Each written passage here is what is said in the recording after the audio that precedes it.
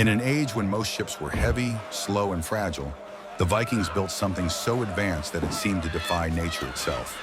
Their vessels cut through oceans, slipped up rivers, landed on beaches, and endured storms that shattered the ships of kings.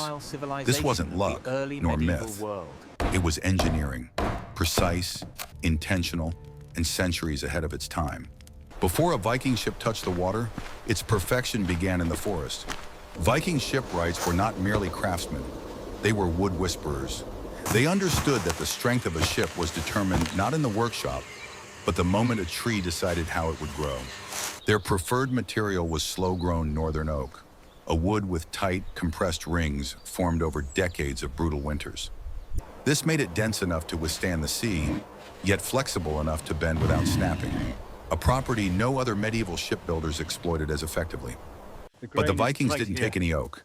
They searched for trees sculpted by nature, trunks curved by wind, branches angled by storms, grains twisted by time. They didn't force wood into shape. They followed it. A straight trunk became a keel. A gentle curve became a rib. A twisted grain reinforced stress points. Unlike Europeans who sawed planks, cutting through grain and weakening the wood, the Vikings split their timber with axes, preserving natural fibers and maximizing resilience. This made their planks thinner, lighter, yet stronger than anything built elsewhere. Their signature clinker hull, overlapping planks riveted with iron, acted like layered armor. Each plank reinforced the next, dispersing stress across the entire hull. The ship flexed with the waves instead of fighting them. This wasn't primitive engineering. It was intentional, scientific, perfected over centuries. Thanks to the wood they chose and the way they shaped it, Viking ships became light enough to carry, strong enough to cross the North Atlantic, and flexible enough to survive storms that shattered European vessels. If wood gave the Viking ship its strength, shape gave it superiority. Medieval ships were floating boxes, heavy, deep, rigid. Viking ships were something else entirely. Long, narrow, curved like a living creature. The slender hull minimized drag. The sharp prow sliced the water cleanly, turning waves from obstacles into fuel. Its gently rising keel allowed the ship to tilt and rise with the ocean, absorbing energy instead of resisting it. This gave the longship three unrivaled traits. First, speed. It moved like an arrow. Even fully loaded, it traveled faster than almost any vessel of its time. Second, stability. European ships relied on weight. Vikings relied on flexibility. Their clinker hulls distributed shock, enabling the ship to survive storms that capsized heavier vessels. Finally, versatility. The shallow draft, under 1 meter, was revolutionary. Viking ships could slip into rivers, skim over reefs, cross marshlands, and land directly on beaches. They appeared where ships should not logically appear, and vanished through routes no pursuer could follow. The double-ended design, bow and stern nearly identical, allowed instant reversal. No turning radius, no vulnerable maneuver, absolute control. This wasn't just a fast ship, it was a strategically untouchable one. Once the Vikings perfected the wood and mastered the shape, they turned to the final ingredient that made their ships unstoppable: propulsion. Not just wind, not just muscle, but a hybrid engine, living, adaptable, intelligent, capable of powering a ship in any condition nature unleashed. The longship's square wool sail is often underestimated because of its simplicity. Yet it was a feat of engineering. Viking sails were woven tightly from sheep's wool, then soaked in animal fat, fish oil, or linseed to make them water-resistant and windproof. This treatment stiffened the fabric, allowing it to catch gusts like a curved wing. The stitching was reinforced in geometric patterns that prevented tearing even under heavy storms. Every line had purpose. Every seam had intention. Unlike Mediterranean sailors who relied on predictable winds, Vikings faced chaotic northern weather, crosswinds, sudden gusts, violent squalls. They learned to read the atmosphere with almost supernatural intuition. A slight tilt of the yard, a subtle pull on the sheet, and a skilled Viking could redirect a square sail to harness winds that would cripple another ship. But here lies the brilliance. The Vikings never put their fate solely in the hands of wind. The longship was built with 36 oar sockets, sometimes more, each positioned along the hull at the perfect height for leverage. Viking oars were narrow and long, carved from seasoned pine or birch to flex under pressure. When rowers sat low inside the hull, the oars dipped into the water at the ideal angle, delivering thrust that could move a fully loaded warship at impressive speed. Rowing was not random labor, it was choreography, a living pulse. Viking crews trained to row in unison, following a drum beat or a shouted rhythm. Each stroke synced with the next, the entire ship vibrating like a heartbeat. In narrow fjords, winding rivers, or during raids where silence was crucial, oars replaced sails, turning the longship into a stealth machine capable of approaching towns before anyone heard a sound.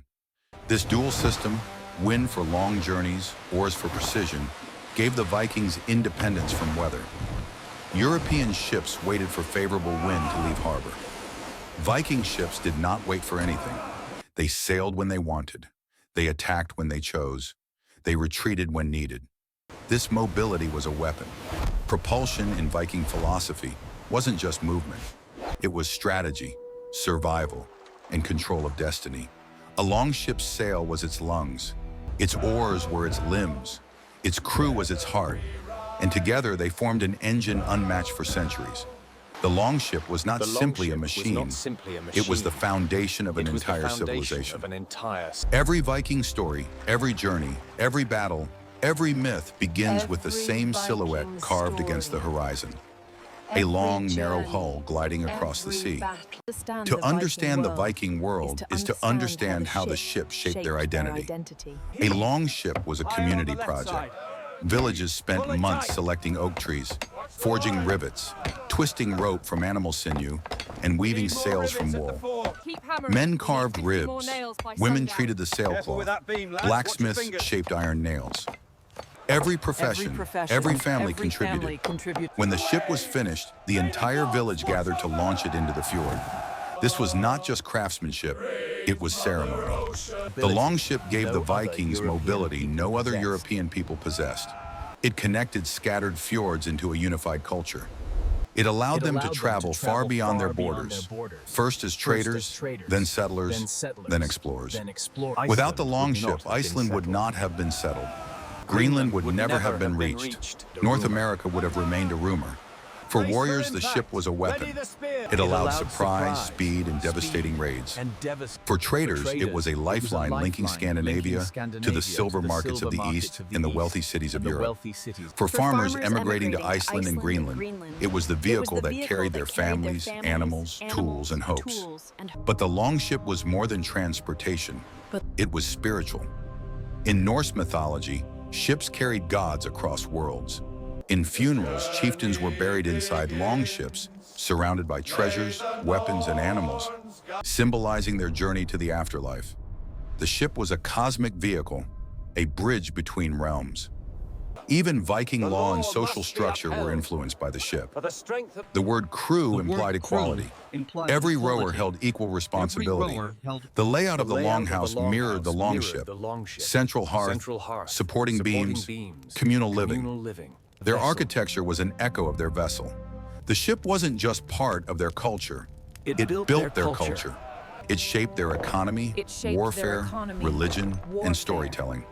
It gave them the ability to reach new lands, create colonies, build trade routes, and influence distant empires.